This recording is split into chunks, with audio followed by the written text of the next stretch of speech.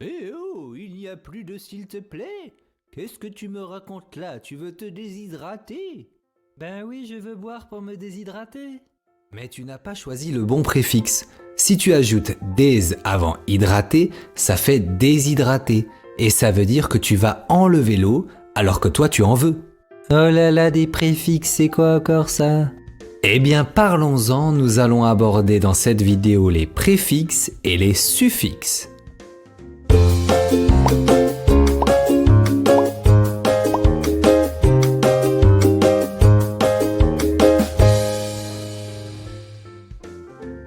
Tout d'abord, je rappelle que des mots appartiennent à la même famille quand ils ont le même radical et qu'ils se rapportent à la même idée.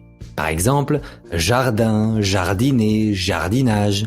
Si tu veux en savoir plus, tu peux aller voir cette vidéo. À partir d'un radical, on peut ajouter un préfixe qui est un groupe de lettres que l'on place devant le radical ou un suffixe que l'on place après le radical. Par exemple, poli, si je dis mal poli, j'ai ajouté un préfixe. Si je dis politesse, j'ai ajouté un suffixe. Souvent, on utilise des préfixes pour changer le sens d'un mot et notamment pour trouver le contraire. Par exemple, heureux, j'ajoute mal pour faire malheureux.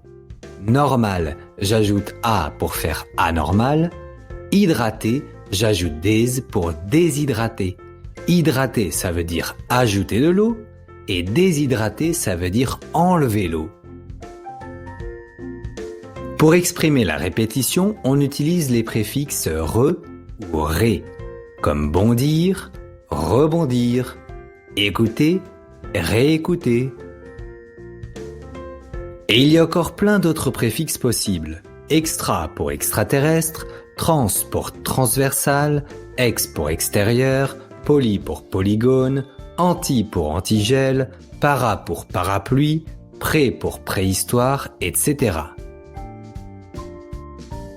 Les suffixes aussi changent le sens des mots et permettent de former de nouveaux mots. Par exemple, Maroc, marocain. En ajoutant le suffixe et, on peut indiquer quelque chose de petit. Par exemple, maison devient maisonnette, mais ça ne fonctionne pas toujours. En ajoutant les suffixes heure ou ist, on peut indiquer un métier, comme réalisateur ou violoniste. En ajoutant les suffixes able ou ible, on indique que l'on peut. Par exemple, supportable et visible. Le suffixe et permet aussi de changer la classe grammaticale d'un mot en transformant un nom en verbe. Par exemple, chant et chanter. Pour comprendre le dérivé d'un mot, on peut le décomposer et chercher le sens de chaque partie. Par exemple, polygone est formé de poly qui veut dire plusieurs et gone qui veut dire côté. Donc je récapitule. Les préfixes sont des groupes de lettres avant le radical et les suffixes sont des groupes de lettres après le radical. En ajoutant des préfixes et des suffixes, on peut former des mots de la même famille que l'on appelle des mots dérivés. Place à l'entraînement maintenant. Voici plusieurs mots avec des préfixes ou des suffixes ou les deux. À toi de couper chacun de ces mots pour séparer préfixe, radical et suffixe. Mais pause, c'est parti.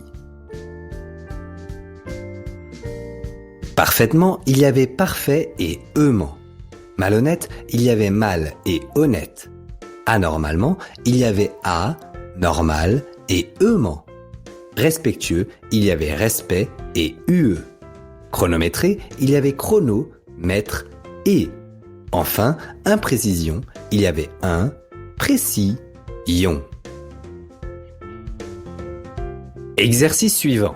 Voici plusieurs radicaux, à toi de prendre une ardoise ou une feuille et d'ajouter des préfixes, des suffixes ou les deux. Mais pause, c'est parti. Je passe à la correction. Évidemment, je vais te proposer une correction, mais il y a plusieurs possibilités. Tu n'as pas forcément les mêmes mots que moi. Avec poli, on peut faire impoli. Avec habile, habilement. Avec rangé, dérangé.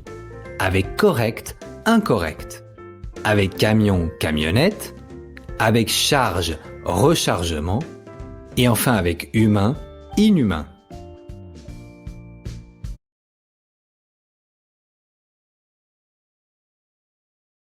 Nous avons appris à repérer des préfixes et des suffixes et à former de nouveaux mots.